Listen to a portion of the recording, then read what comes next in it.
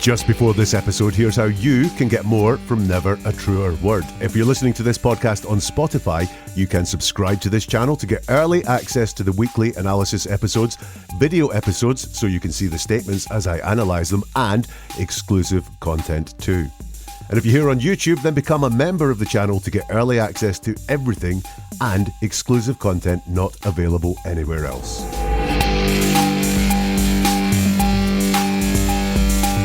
If I use just a few words like the sky is green, I can deceive you and manipulate you, and you'd never be able to tell from my words.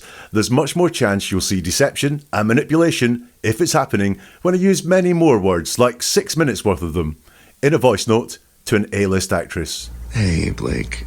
It is 2 a.m. Hopefully this does not wake you up. Welcome to Never a Truer Word, where we look at the words that people choose to use to see if they're telling the truth, the whole truth, and nothing but the truth, using my statement investigation process, which anyone can learn to give themselves an advantage in understanding the people all around them. Here, I'm going to look at the voice note that Justin Baldoni sent to Blake Lively.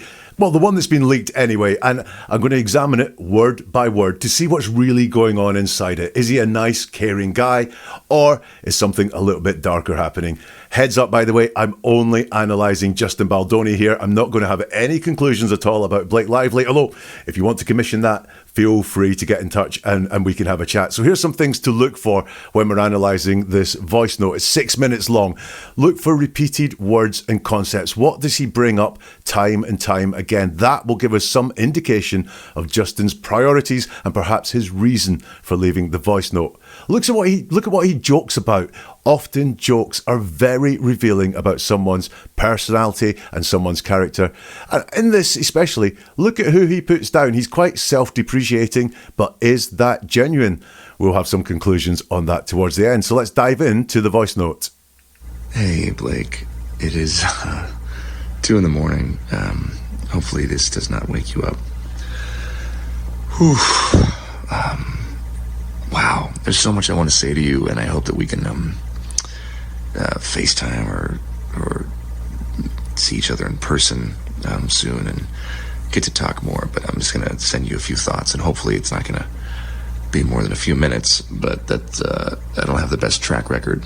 I don't think either one of us have the best track record for our voice memos. I want to start with an apology. Man,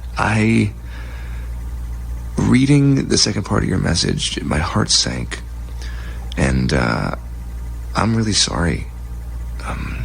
I for sure fell short, and you worked really hard on that, and the way you framed it, and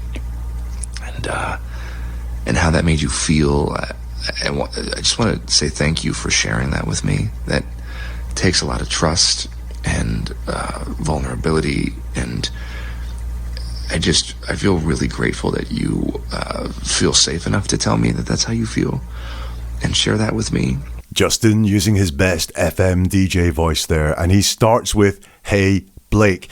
When someone is making a statement, writing a letter, issuing an apology or anything like that, they very often start by defining the audience for us. It's always very helpful. And his first words are, "Hey, Blake." So this is designed to get to Blake, and Blake only. That's the only person he seems to be addressing in this voice note, which is absolutely fine. It's to be expected. It's just something for us to say that this is directly to Blake. Blake is the person he wants to influence most with this voice note. It's not the only person, as we'll see as we go through it. He then says, "It is 2 a.m. Now, the first things we say are like the most important things for us to say, the things that we really want to get across. Think about when someone leaves you a voicemail, they may call and say, "Hey Jack, it's me and it's 10:30 and I want to speak to you in the next half hour." So they're stamping a time on it for a reason. They're putting a deadline on it. Here, he's getting across it's 2 a.m. Now, why is he doing that? Is it just a habit? Is that what he does, like very much like the voicemails?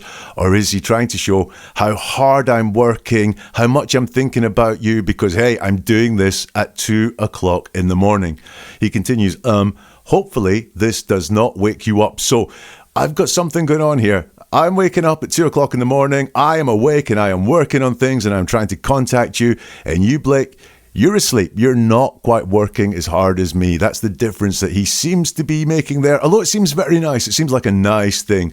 Hopefully this does not wake you up. It's, I think, could be to make that point of, I'm up, I'm working on this movie, and you are asleep. And also, as we go through this analysis, just take that concept with you that the third thing he says in this voice note is, hopefully this voice note does not wake you up. Then he gives a oof, and he says, wow. There's so much I want to say to you. And that word want is doing a lot of work there. There's not, I've got a lot to say to you. I'm going to say a lot to you. It's just, I want to say to you that he's setting out here. It's not, I got a lot to say. He doesn't just go in and say it. He wants to frame it as there's so much that I want to say to you. He continues, and I hope that we can FaceTime or see each other in person soon and get to talk some more.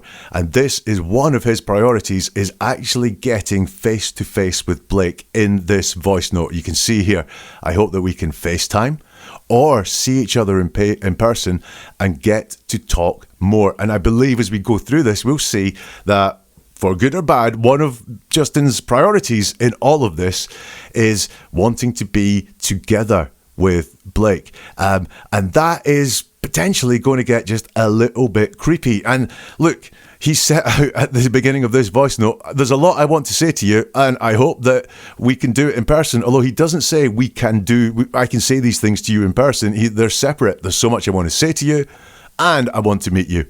Strange, but he could have wrapped this all up very quickly. Hey Blake, just getting in touch to say I've got a lot I want to say to you. Can we arrange a meeting? That would be a very professional way of doing it and would get across what he wants. But no, what he's going to say is, I hope we can get to meet in person. And then he's going to go on and on and on and on with these things that he wants to say to you. He says, but I'm just going to send you a few thoughts. So but indicates that what's coming now is more important than what came before. So as much as I'd like to see you in person, I'm going to send you a few thoughts. Actually, I don't want to talk in person, which would be a two-way conversation. I want to dominate this, and I want to send you all my thoughts. So he's taking a dominant position over Blake, as we can see. It's 2 o'clock in the morning. I'm up. You're not. And now you're helpless to resist the fact that I'm going to give you a few thoughts. But I'm going to send you a few thoughts. Hopefully, it's not going to be a few minutes, but that I don't have the best track record. And this is this self-depreciating thing that he pulls off here. It looks quite humble on its own. I don't have the best track record.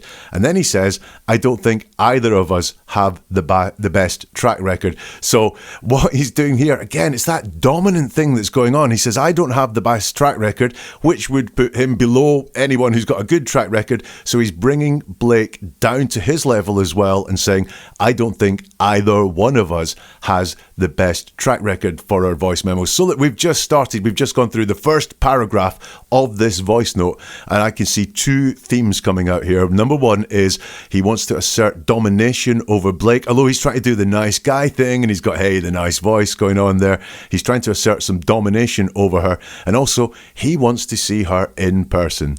He continues, I want to start with an apology. Man, reading the second part of your message, my heart sank, and I'm really sorry. I for sure fell short, and you worked really hard on that, and the way you framed it, and how I made you feel, I just want to say thank you for sharing that with me. Lots, as you can hear there, lots of stumbles, lots of hesitations in what he was saying there.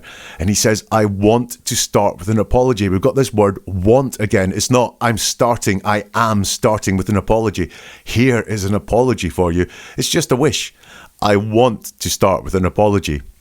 Then he says, reading the second part of your message, so he was going to say something there.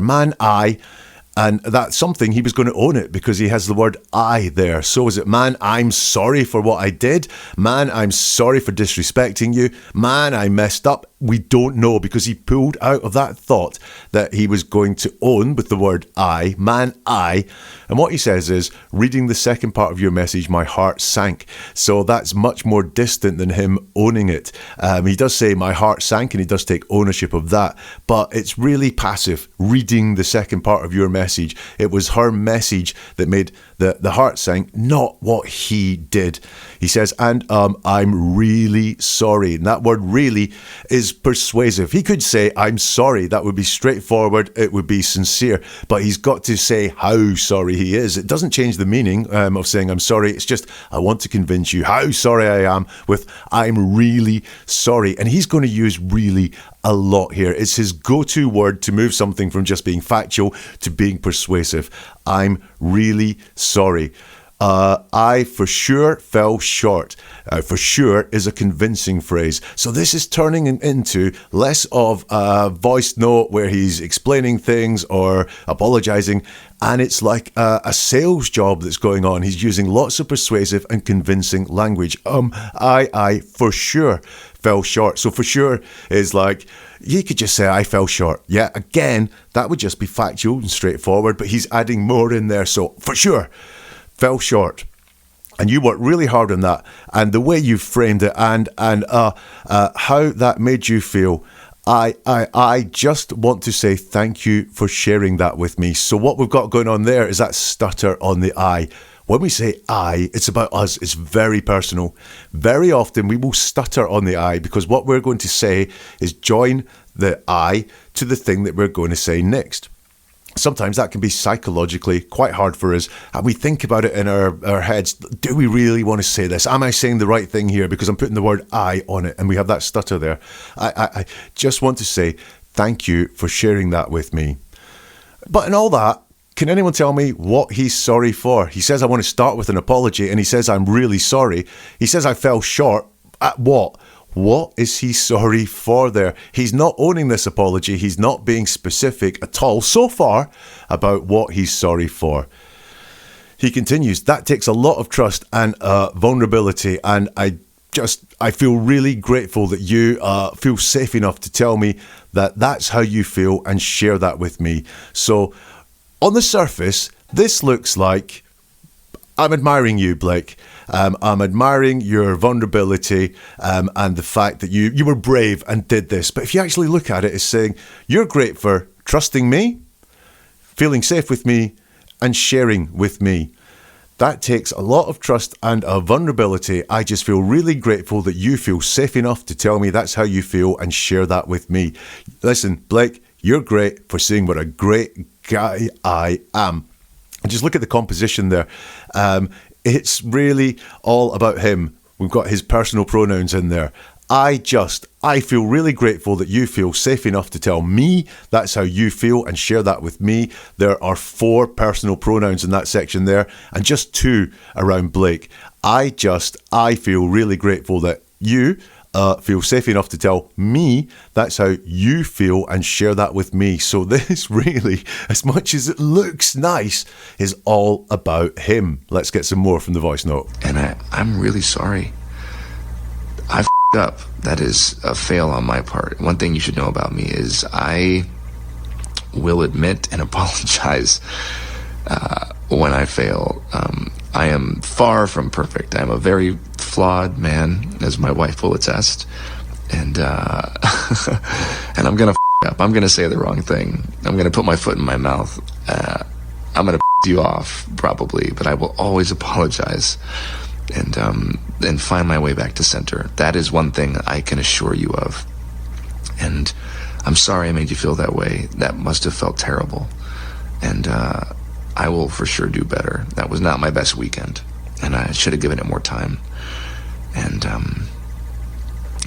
damn right, you got great friends if that's how you felt and they knew that. And we should all have friends like that, aside from the fact that they're 2 of the most creative people on the planet. The 3 of you guys together is unbelievable. Talk about energy and just a force, all 3 of you. But I just wanted you to know that I didn't need that, because it's really good and it's going to make the movie sing like you said, and I'm excited to go through the whole movie with you. The FM DJ in self-depreciating mode again.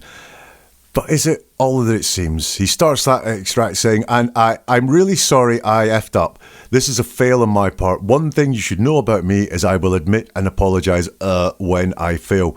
we've got that word really again. He's not just sorry, he's really sorry. Again, he's doing this sales job that trying to convince and persuade how sorry he is. But look, what's he sorry for? A genuine and sincere apology will be, I'm really sorry for doing this. But no, he's just, I'm really sorry, I effed up. That's not specific. It's not owning the action that he is apologizing for. He says, one thing you should know about me is I will admit and apologize when I fail. So he's apologizing, I presume, for a specific incident at the start when he says, I'm really sorry, I effed up. He's screwed up something, but he's not saying what it is, but it is a specific incident. And then instead of dealing with that incident where there's obviously some issue going on, he moves into the general, not the specific. One thing you should know about me is I will admit and apologize when I fail. So instead of dealing with a specific sensitive incident that's at the heart of the matter, I think he started to move into the general and talk about who he is as a person and not about the incident that's caused the problem for Blake. He says, one thing you should know about me is I will admit and apologize. That's controlling language. One thing you should know about me. This is him telling her what she should know, what should be in her head, and know, not think, feel, maybe come to your own conclusions on. He's telling her in controlling, coercive language something that she should know. He says, I am far from perfect. I'm a very flawed man, as my wife will attest. And he laughs. I'm going to F up. I'm going to say the wrong thing. I'm going to put my foot in my mouth. I'm going to pee you off probably, but I will always apologize and find my way back to center. That is one thing I can assure you of, and I'm sorry I made you feel that way. So once again, we just have this huge generality. I'm far from perfect. I'm a very flawed man, and I'm going to F up. I'm going to say the wrong thing. Again, he's talking in general here. He's moved away from what is the sensitive issue at the heart, the reason he sent this voice note, and instead, he's just talking about life in general with all this self-depreciating talk, but nothing is specific there whatsoever. And look at the vibe of this whole thing. Just listen to it again. I'm far from perfect. I'm a very flawed man, as my wife will attest. And I'm going to F up. I'm going to say the wrong thing. I'm going to put my foot in my mouth. I'm going to pee you off probably, but I will always apologize and find my way back to center. That is one thing I can assure you of, and I'm sorry I made you feel that way. What he's saying there is, I'll make mistakes and I'll say sorry after them. It's not, I'm going to do better. It's not, I'm going to learn to behave better. I'm going to think before I speak. I'm going to count to 10, hold my breath and count to 10. It's none of those things whatsoever. It's, I am going to make mistakes. I'm going to say sorry. I'm going to talk my way out of them. I'm going to apologize. I'm going to use my late night FM DJ voice and say sorry. And so far in my life, this has been quite successful in turning people around. But it's not an offer to do better in his life. I'm going to make mistakes. I'm going to do the wrong thing. And then I'm going to say sorry. That's how I am. You're going to have to put up with the fact that I mess up. By the way, he's talking about saying the wrong thing, not behaving badly, doing the wrong thing. It is, I'm going to say the wrong thing. I'm going to put my foot in my mouth. So he doesn't think his actions are the trouble here. It's how he verbalizes them. So he doesn't think his internal thought processes or his actions are wrong there. That's what he's saying. It's what he says sometimes that is wrong. And then he talks about, I'll come back to center. I'm sorry I made you feel that way. The vibe in this extract here, when I say the wrong thing, me, Justin Baldoni, I'll then say the right thing. He thinks he's silver-tongued, and we can see that with the words that he's using and the concepts that he's using. And then he says, I'm sorry I made you feel that way. Once again, no specifics whatsoever, not acknowledging the way she felt. He cannot bring himself to say how she felt. It's just this very general, non-specific, I'm sorry, I made you feel that way. A little bit of ownership in it there, that I made you do it, but it's far from being specific. He continues, that must have felt terrible, and I will for sure do better. Now, this is better because this is him talking about what he's going to do and not what he's going to say. So I'll give him some plus points for that and talking about doing better. However, I'm going to have to remove some points for him because we've got that red flag for sure word again, where he's convincing that he is going to do it. By the way, it's not just I will do better, but I will for sure do better. I'm turning up the severity. I'm convincing you that this is happening by using more words than were needed.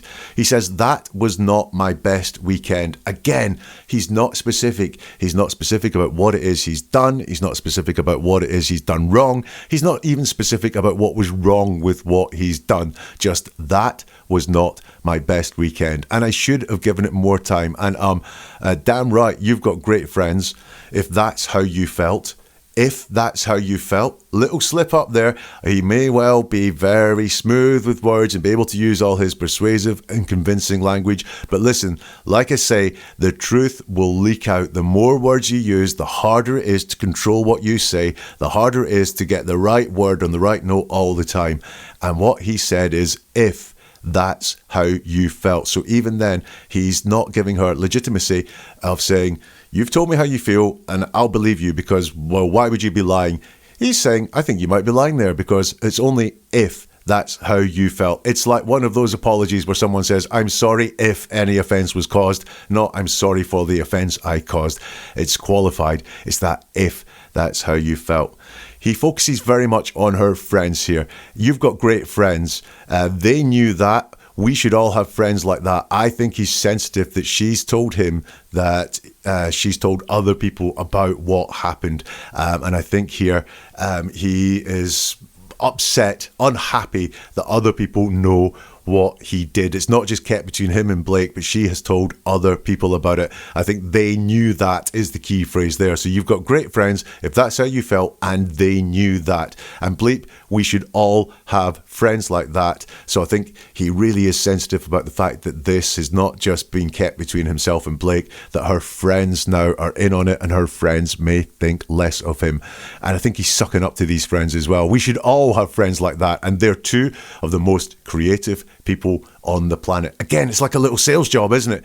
He's just saying, hey, how great are your friends? Look what a great guy I am. I'm apologizing. I've messed up. I'll always do better. And by the way, you've got great friends as well.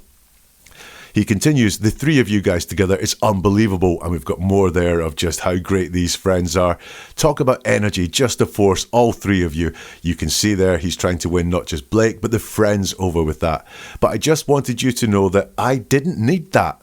Now I listened to this over and over again because it would make more sense if it was I did need that or I didn't read that or something like that. But he says, I didn't need that, which is that a slip or is that him just leaking out that whatever it was that Blake did? I didn't need that, he says, because it's really good. Here's his go-to word again when he's not just saying it's good. Factually, it's good. It's really good. So this is snake oil salesman wording here. It's really good. And I'm going to make the movie and it's going to make the movie sing like you said. And I'm excited to go through the whole movie with you. What interested me there, I'm excited to go through the whole movie with you is that word whole. The word whole didn't need to be in there to make that make sense. I'm excited to go through the movie with you. Would have been talking about them working together on this movie, but it's the whole movie. Was there a point here where he was worried that she will pull out? Is that why he put the word whole in there? We'll get back to Justin's voice note soon, including a comment about Blake Lively's boobs. What do I make of that? We will find out as we go through the voice note. Now listen, do you ever feel like you're not hearing the full story? You're right, it's happening to us all the time, and I'm here to give you the key to seeing deeper. All of this is about hearing the world with new ears, and I'm on a mission to share this skill with as many people as possible. So if you want to join me on the journey, if you want to unlock that secret, subscribe, follow, join the movement. You will get new episodes as soon as they arrive. Also, dive into the archives. There's a treasure trove of cases there waiting to be explored. And you can be a force for that change too, because if you know someone who needs this skill set, someone who deserves to hear the truth, hit the like button, share this with people, recommend it to others, pass it on, because every single click, every single share fuels the fire, because they allow me to dig deeper analyze further, and bring this life-changing skill to even more people. So you have that power. You can make the difference. Let's do this. You know, I think you and I have been trying to build a relationship, which I think we've done successfully. I mean, here we are talking like this, me into my phone at 2 a.m, but largely via text and voice note. And I will be honest with you, that is not my biggest strength. I love being with people and being in somebody's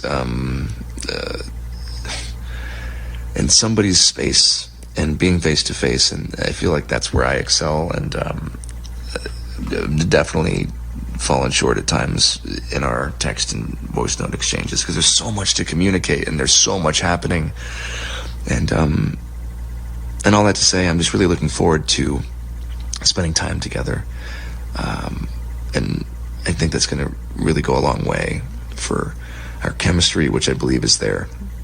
Has been there from the start. So I was so damn excited when you wanted to do this film. I felt it in the room when we met, and yeah, I think it does come from the both of us being so fucking hardworking and having a vision and not settling.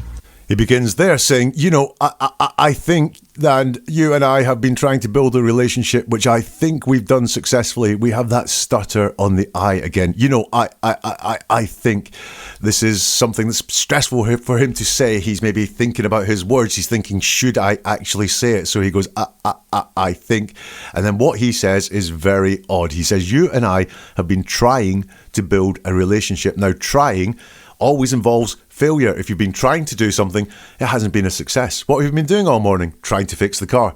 Therefore, the car is not fixed. I've been trying to get hold of you all day. Says there has been no success. So you and I have been trying to build a relationship, suggesting, and it's the first thing he says, he doesn't think they have built a relationship, a good relationship, because it is just trying to build a relationship. And that is belied further when he says, which I think we've done successfully. So even though it finishes with successfully, first of all, he tells us about trying, so that suggests failure, and only I think we've done successfully. And he says, you and I have been trying to build a relationship. Here we have one of his concepts going on again about this is more than just professional. This is about personal. We've been trying to build a relationship. He doesn't say a working relationship or trying to work well together or anything like that. It is the full-blown thing. It is a relationship. He continues, I mean, here we are talking like this, me and my phone at 2 a.m. I mean, here we are. Pronouns are always very telling when we use them, and it's here we are. No, Justin, it's just you. You are sort of enforcing this on her at 2 o'clock in the morning, but here we are. No, it's just you. Here we are talking like this. No, you're not talking. You, and if this is your definition of talking, this is a worry, because this is you telling her how the world is. But you want to join up. You want to have this relationship, and you want to say, here we are. He reinforces the fact that this is happening at 2 a.m. again. And once more, look at me, working, trying to contact you. I care so much about this, I'm doing it at 2 o'clock in the morning. He says, but largely via text and voice note. And that, I will be honest with you, that's not my biggest strength. Always be wary when someone is telling you that they are being honest with you. Why? Why do they feel the need to flag up at this point they are being honest with you? Well, there's a couple of reasons. It could be that everything else is a lie, everything else is deception, but they really want to flag up. At this point, I am being honest with you. Or is it the fact that they really want you to believe honesty is coming because deception is coming? But it's always a red flag when someone tells you how honest or how truthful they are being. And what does he say? He says, that is not my biggest strength. Notice how he phrases that. He doesn't say, that's a weakness of mine. He says, that is not my biggest strength, i.e. it's one of my biggest strengths. It's just not the biggest one. That is not my biggest strength. Sense of ego coming through here. He can't admit frailty. He can't admit weakness. He can't say, we've been communicating on text and voice note. I'm not very good at that. No, it's said in a positive spin. That is not my biggest strength. He continues, and I love being with people and being in somebody's space and being face to face, and that's where I excel. And so we've got again this fact that he wants to be with people, but because this is generic, this is about somebody, but he is talking to Blake Lively at the time. I love being with people. I love being in somebody's space. I love being face to face. He really gives me the impression he wants to spend personal time with her. And that phrase, I love being in somebody's space. Now that is starting to feel a little bit creepy, because we don't want to be in people's space unless it's a very intimate thing to be in somebody's space, somebody's presence, being with someone, seeing someone. All these things are kind of fine and at a safe distance, but in somebody's space is a danger zone to be in. How many people do you work with where you'd love to be in their space? You might like being with them, but in their space, no, I'm not buying that. It's slightly creepy, and it's this thing where he keeps talking about how he wants to be with her and how he wants to be close to her. And then when we're talking about his good points, he tells us that being face to face, I feel like that's where I excel. Wow.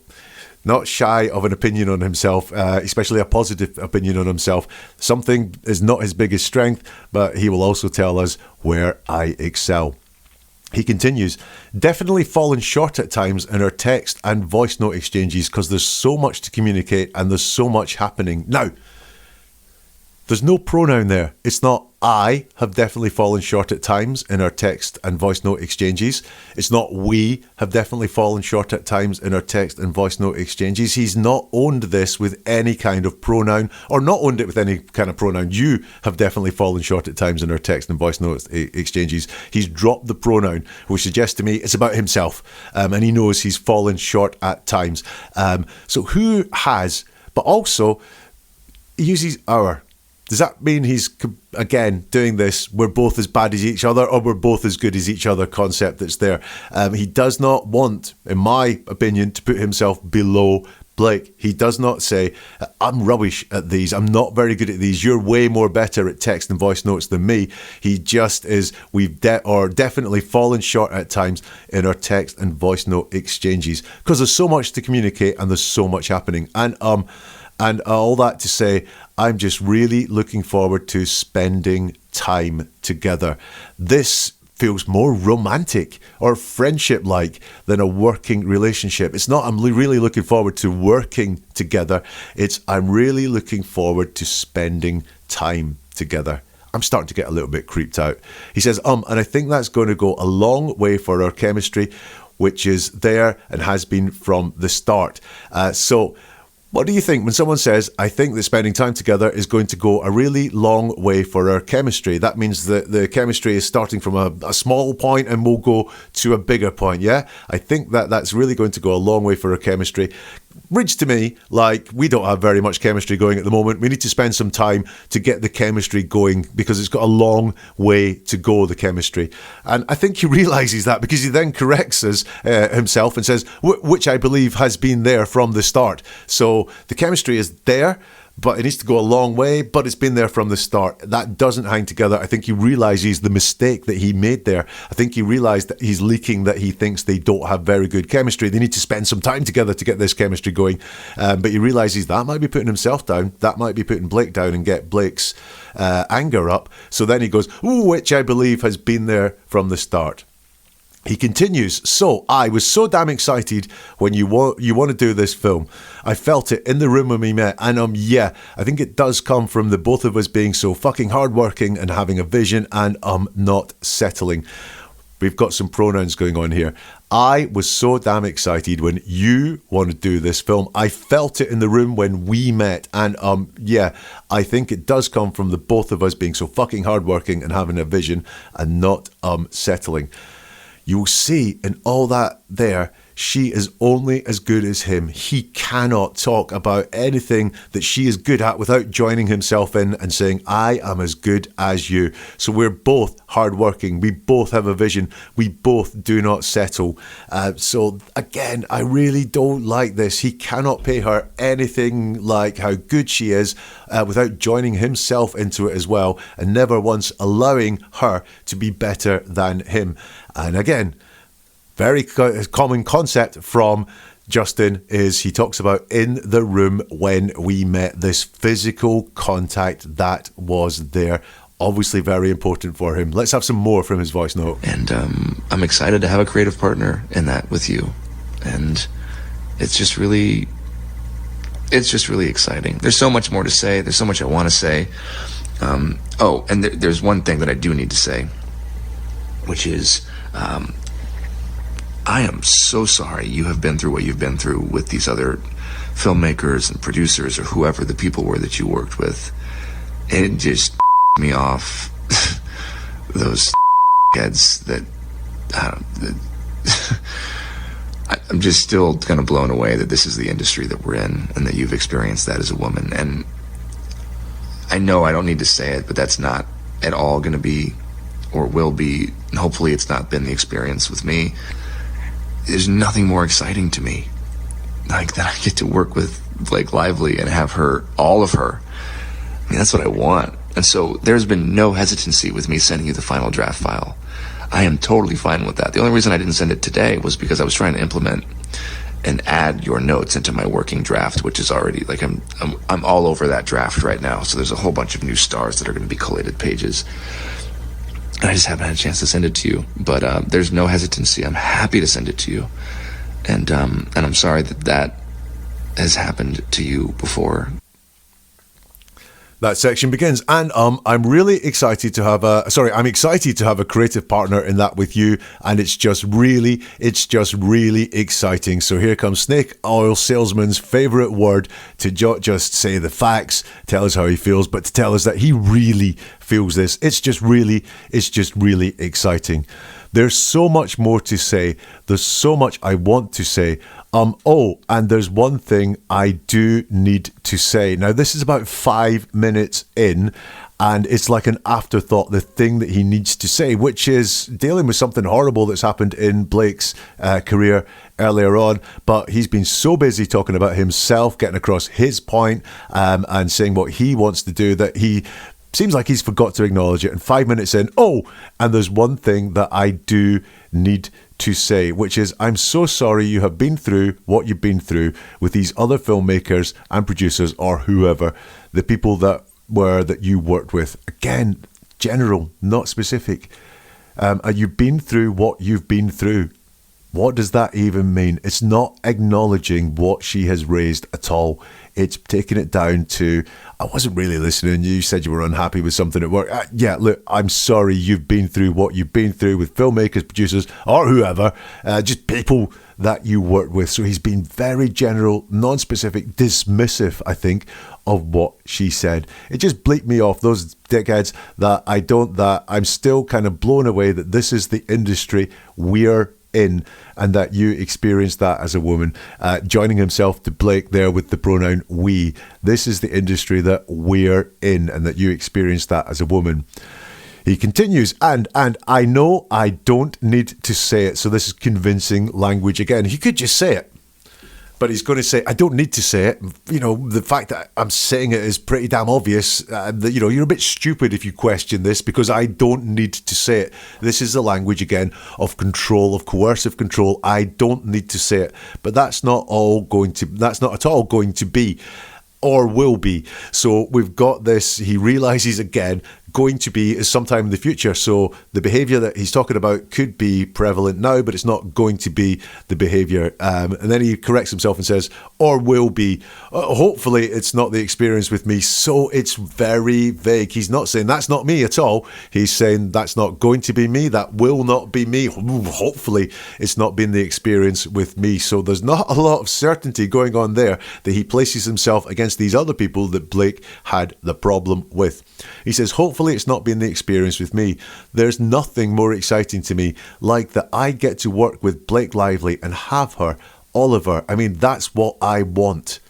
So he wants it. That means he doesn't quite have it yet. But also, I get to work with Blake Lively and have her, all of her.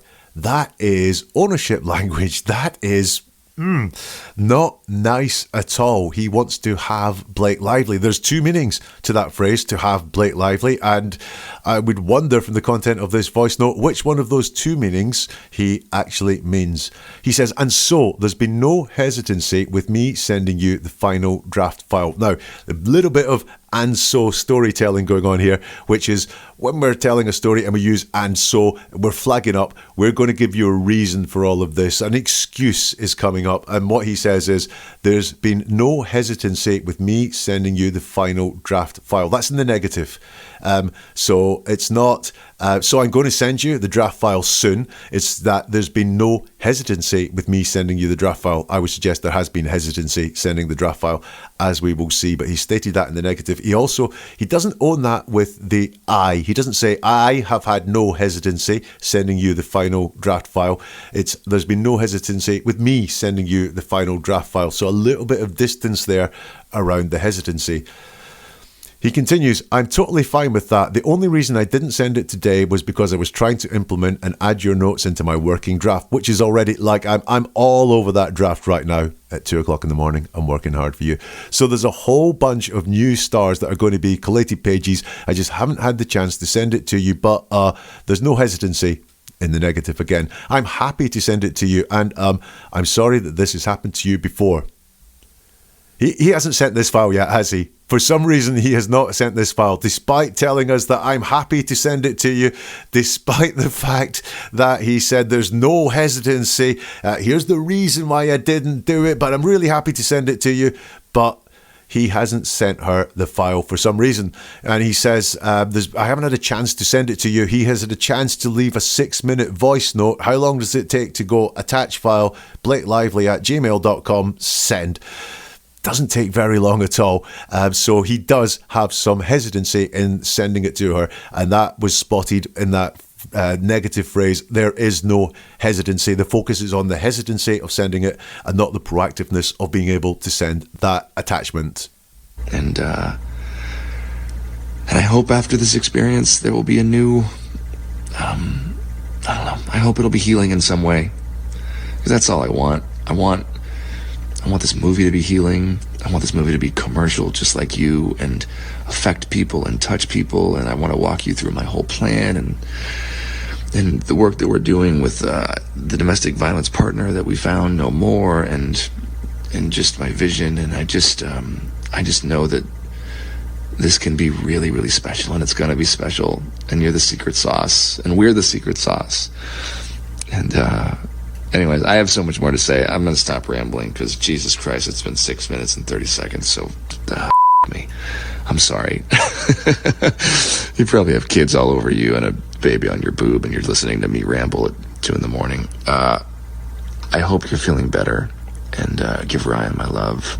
Thank you for sending me that. It means the world to me that you trust me with your feelings and your thoughts like that, and I can't wait to spend more time with you. Okay, I'm done. Cutting myself off. Good night. That final part begins, and I hope after this experience there will be a new, I don't know, I hope it will be healing in some way. So this is not very definite at all. I hope after this experience there will be a new, I don't know, I hope it will be healing in some way. Not very committed to that at all. Once again, I think we've got this sales job going on where he doesn't really believe half of what he's saying, and that's leaking out in his language. He hopes after the experience, I don't know, something will happen in some way. He talks about himself a hell of a lot here. So it's, I hope after this experience, I hope it will be healing, because that's all I want. I want this movie to be healing. I want this movie to be commercial. I want to walk you through my movie. He talks about it and just my vision. So this is all about what he wants, how he sees the movie going out. Remember earlier he said, I'm excited to have a creative partner in that with you. Does that sound like having a creative partner? I want this movie to be this. I want this movie to be that. I want to talk you through my vision. I want to talk you through my whole plan. Does he really think that Blake Lively is his creative partner here? This is not an offer to work together. This is not, let's come up with the vision together. Let's see what we want this movie to be. No, not at all. This is all about what he wants. He continues, and I just know this can be really, really special. Yeah, there's that word again. Really, really special. It's his go-to word when he wants to persuade and be smooth and just not be, I'm not being bland and just saying the facts. I want it to be really, really special. And it's going to be special. You're the secret sauce. And for one moment, it's almost like he's letting Blake Lively have the starring role, be the bigger person, be the most important thing in all this by saying, you're the secret sauce. And then, Justin, he goes and ruins it all by saying, we're the secret sauce. So she cannot stand out on her own. She cannot bring anything unique to this movie at all. It's got to be the pair of them. He cannot let her have star billing, basically. You're the secret sauce, and we're the secret sauce. And then he says, and anyways, I have so much more to say. I'm going to stop rambling. At least he realizes that he has been rambling, but maybe do some on the respect of not rambling. Maybe do some on the respect of giving them some focused thoughts, because Jesus Christ, it's been 6 minutes and 30 seconds, so F me, I'm sorry. And he laughs. He says, you probably have kids all over you and a baby on your boob and you're listening to me ramble at 2 a.m. Well, remember he said at the very beginning, you're probably asleep, or I hope this doesn't wake you, but now he's imagining her awake and listening to him ramble at 2 a.m. because, hey, we all want to listen to Justin ramble at 2 o'clock in the morning, don't we? Because if he's giving us attention, we want it. We will take it. But obviously, we've got this creepiness about that line about you've probably got a baby on your boob. Again, he's in her personal space. I don't like that very much. It's just not what is said in a typical working relationship. Again, this is a bit more personal there. And he kind of laughs as he says it. And watch what people joke about, because to make a joke about something, you have to understand it. It has to be in your thought process. It has to be something, you don't just get jokes out of nowhere. I'll make a joke about what? Baby on Blake Lively's boob. No, you have to be thinking about that already for the joke to come out. So I don't like that at all. It feels like very much that he is in her personal space again. You probably got a baby on your boob and you're listening to me ramble at 2 a.m. I hope you're feeling better, and I give Ryan my love. Thank you for sending me that. It means the world to me that you trust me with your feelings and your thoughts like that. So once again, it's really, Blake, I think you're great because you think I'm great, because you think I'm trustworthy with your feelings and your thoughts. What it is, it's coercive. It's saying, hey, you might have thought you were kicking out and saying what a terrible person I was by doing this, but actually what it was, Blake, is that you actually trust me, and you're sharing your feelings and thoughts with me like that. Actually, you may have thought I was a bad person, but what you were doing shows that you think I was a good person. This is controlling language. And then he goes on to say, and I can't wait to spend more time with you. So it's the usual concepts that are there. He says, okay, I'm done, cutting myself off. Good night. And that's that epic voice note analyzed. So what conclusions do I have? It's really light on content. I don't know what he's sorry for. He never admits it. He never owns it. He never actually deals with it, other than going, I'm sorry. I'm sorry for that. It's just very, very light on content. Like, you've listened to it, 6.5 minutes long. What is it that he's actually trying to say? It's very manipulative. There is a lot of controlling language in there. He's telling Blake how she feels. He's explicitly doing that and saying, you trust me, you think I'm a great guy, and you want to share things with me, that you think I'm great, Blake. And he's also telling Blake how she fits in his world and in his movie. And that personal stuff I did not like. The boob line, that was in someone's space line. I don't like those at all. I think those are a little bit creepy. It is the most touchy-feely I have seen in words for a long time. Despite the fact that it was a voice note sent, some distance away, it really feels like he is inside her personal space and being places where he shouldn't. So Justin Baldoni, as much as it sounded nice with his late night FM DJ voice, I did not like the content of that at all. I found it controlling and I found it creepy. What did you think? Do let me know here in the comments if you can, down below, or get in touch on social media. You will find all the links for social media at neveratruerword.com, or you can go there to see more podcasts, more videos. Do not forget, and I appreciate when you do this, the like, subscribe, share, because that just gives this channel the power to go further. So like, subscribe, share, they'll all be greatly appreciated by me. Check out neveratruerword.com as well, and we'll see you soon for something new from Never a Truer Word.